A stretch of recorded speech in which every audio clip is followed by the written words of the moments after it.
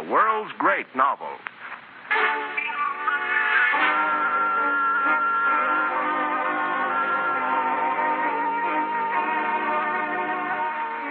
And now, a few scenes of the merry Yuletide season in the England of the early 19th century, by an author unsurpassed in his ability to capture that spirit and endow his characters with it.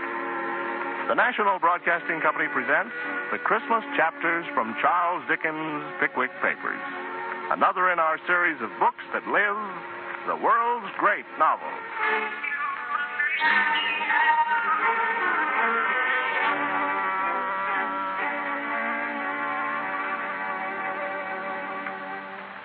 And so, my friends, Christmas is with us again.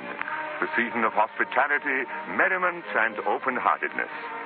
The time when the old year is preparing, like an ancient philosopher, to call his friends around him, and amidst the sound of feasting and revelry, to pass gently and calmly away.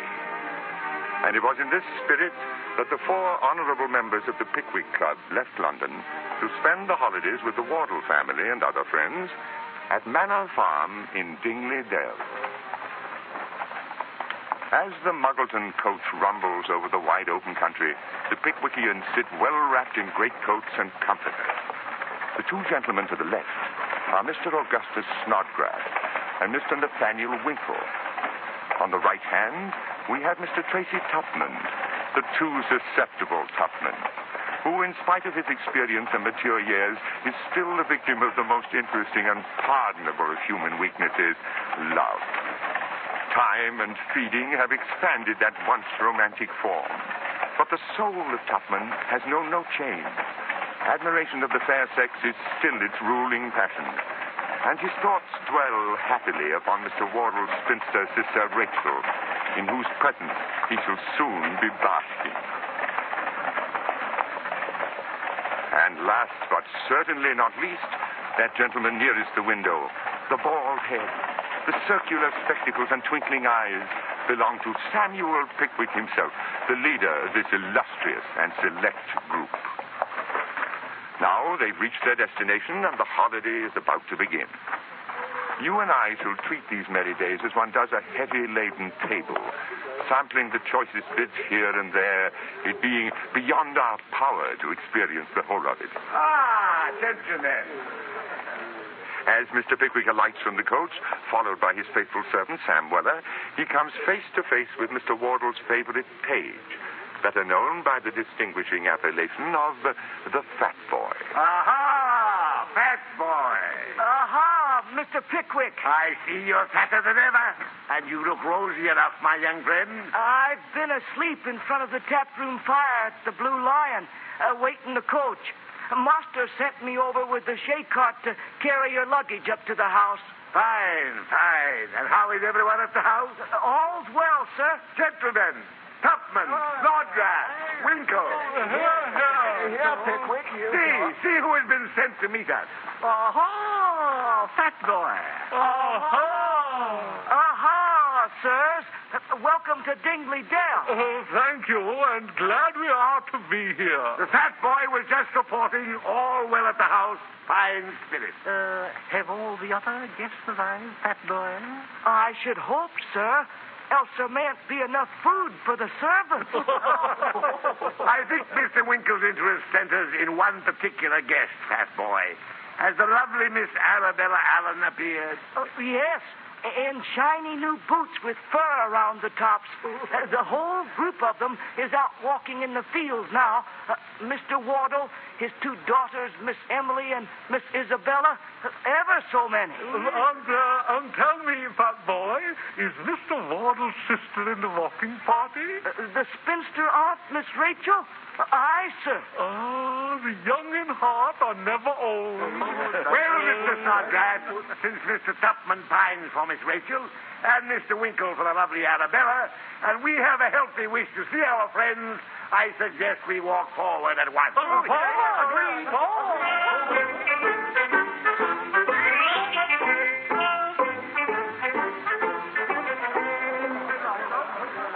Oh, dear. Here we are in the another style. Brother should have taken a different path. These styles do terrify me. Don't they do, Mr. Tupman? Oh, why, no, Miss Wardle. Oh, of course. I forget how brave and strong you are. Oh, well, if I may take your hand to assist you. Oh, sir. Well, if no one is watching. Only your two nieces, but I see Mr. Snodgrass is assisting them. Oh, yes, my nieces. Now, Emily. They raise their voices. Young girls have such spirit. Oh, they have. It's quite delightful. You may let go of my hand now, Mr. Tupman. I'm quite safe on the ground. Oh, yes. Pardon me.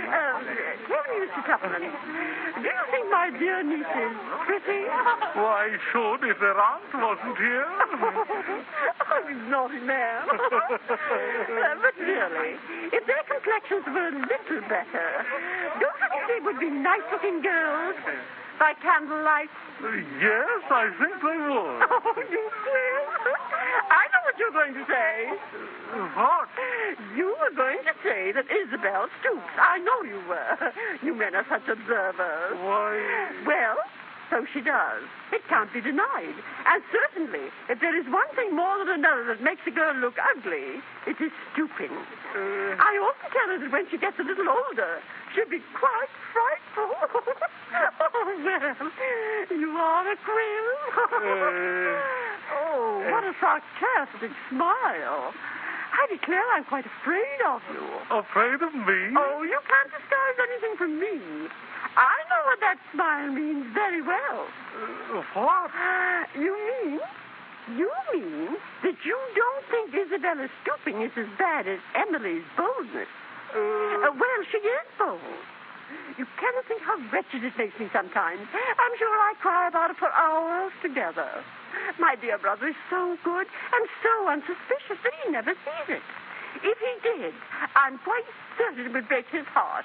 I wish I could think of his only manner. I hope it may be, but... Miss Isabella is coming toward us. Auntie. Oh, yes, my dear love. Oh, I'm so afraid you'll catch cold, Aunt. Have my silk handkerchief to tie around your dear head. You really should take care of yourself. Consider your age.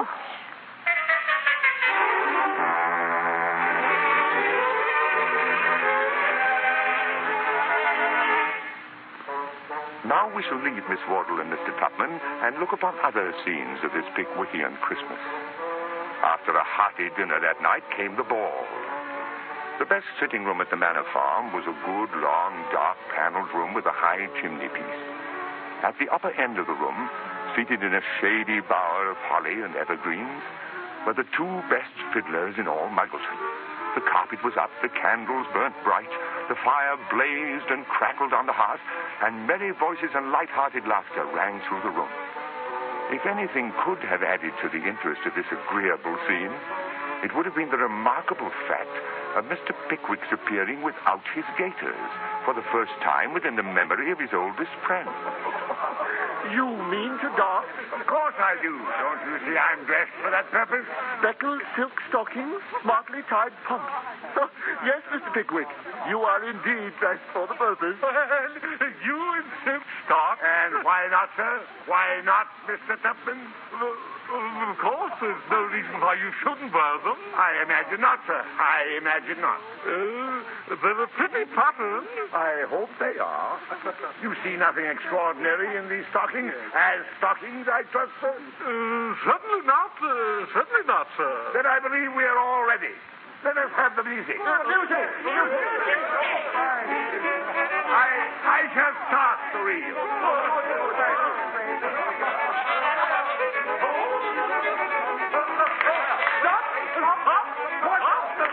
What's the matter? I shall never make such a good start again. Where's Arabella Allen? Where is Arabella? We can't begin without her. And where to is Winkle? Yes, Winkle. Winkle! Here we are. Aha! Sitting quietly in the corner. What an extraordinary thing it is, Winkle, that you couldn't have taken your place before. Not at all extraordinary. Well, on second thought, looking at Arabella, well, I don't know that it was extraordinary after all. Gentlemen?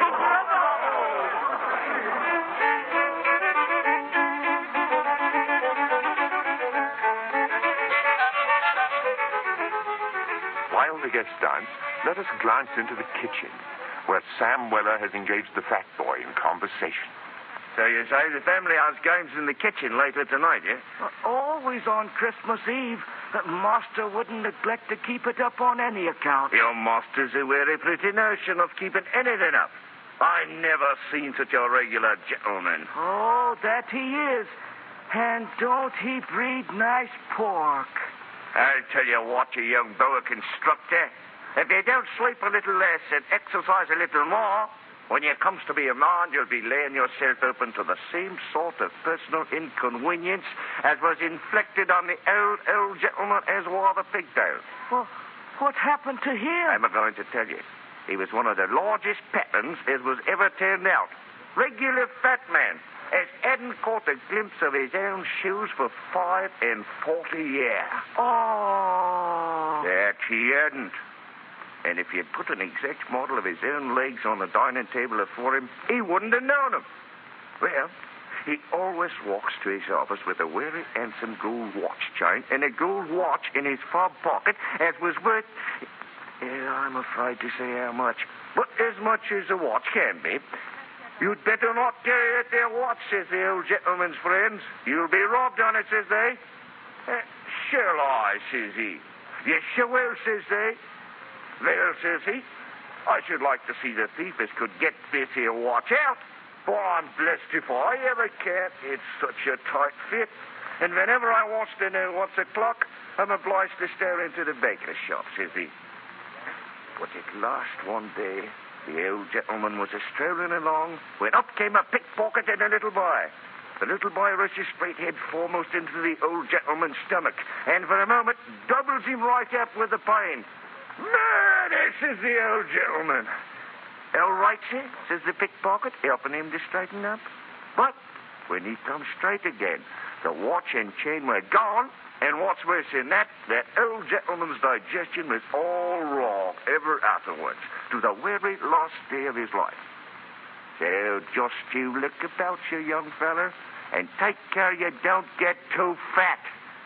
And I might say the old gentleman's story holds a moral for nigh everyone around this time of feasting. I'm so worn from fright at the story, I'll have to cut me a piece of mince pie to keep me going.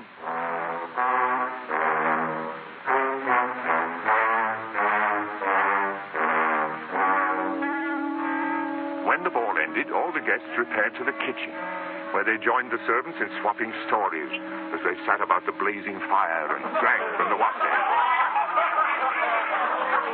And it is feared that some of the party drank perhaps a bit too much. For example, Mr. Pickwick, who held a conversation with himself upon awakening the next morning. Mr. Pickwick? Yes, sir.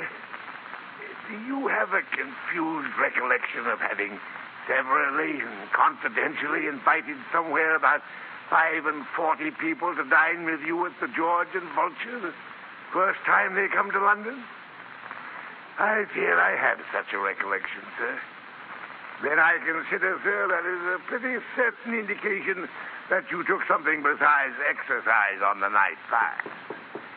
Yes, come in.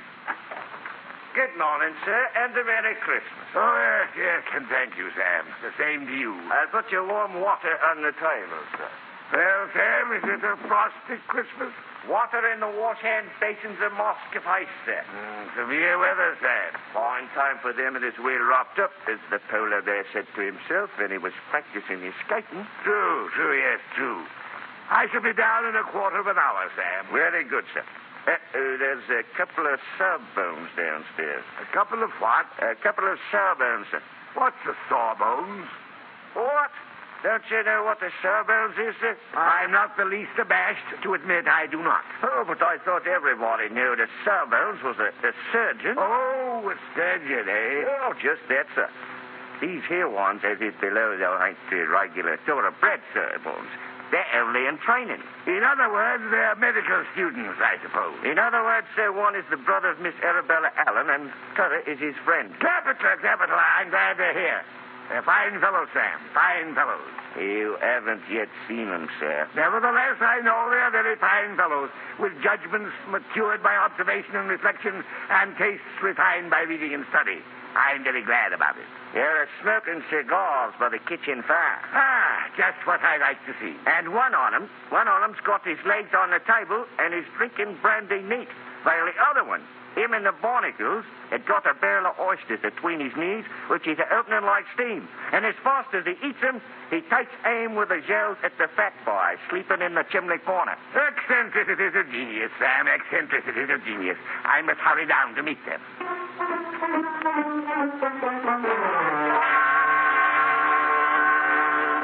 Well, here he is at last. Merry Christmas, Snodgrass. Merry Christmas. Pickwick, this is Miss Allen's brother, Mr. Benjamin Allen. Pass me those oysters, Bob. No need to hog them all. Righto. Ben, we call him, and so may you if you like. Ben. Huh? Oh, yes. Mr. Samuel Pickwick. Honored, sir. I do, sir. Bravo, Bob. You almost hit the boy that time. This gentleman here is Mr. Allen's very particular friend, Mr. Bob Sawyer. I seem to have missed out on a bit of humor. No. We often laugh while eating. Good for the digestion. Oh, I see. Well, I'm honored, Mr. Sawyer. The same, sir.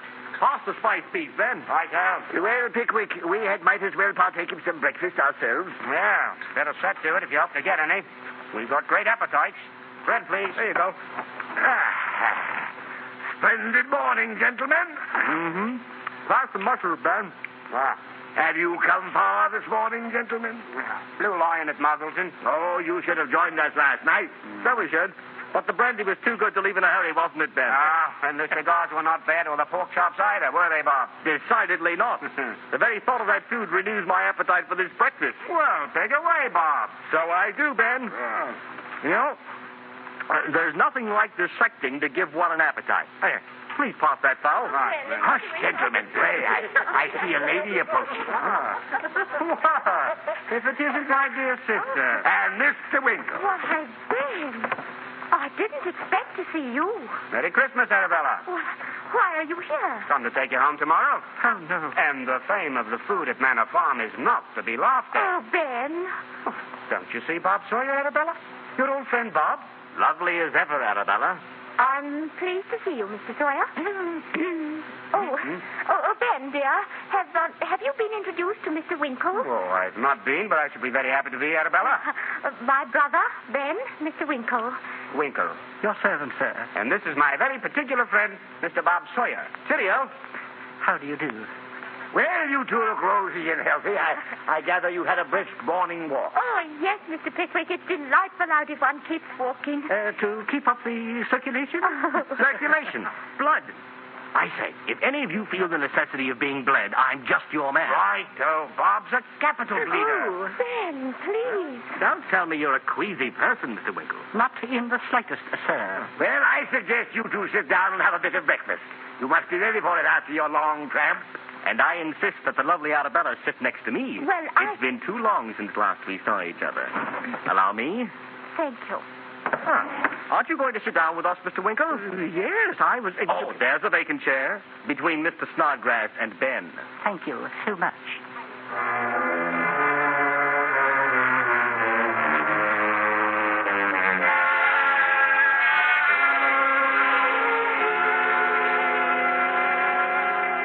A thrill of hatred struck to Mr. Winkle's heart every time he glanced at Bob Sawyer and Arabella sitting together. And when Mr. Sawyer openly placed his hand over that of the fair young woman, Mr. Winkle put an oyster, shell and all, into his mouth, was on the point of swallowing it before realizing his mistake. He lived on the hope that after church he would be able to get Arabella to himself again. But alas, as things turned out, it was a luckless day for Mr. Winkle. It was after a substantial lunch had been done justice to that Mr. Pickwick said... Now, what say you to an hour on the ice? We shall have plenty of time. Agreed.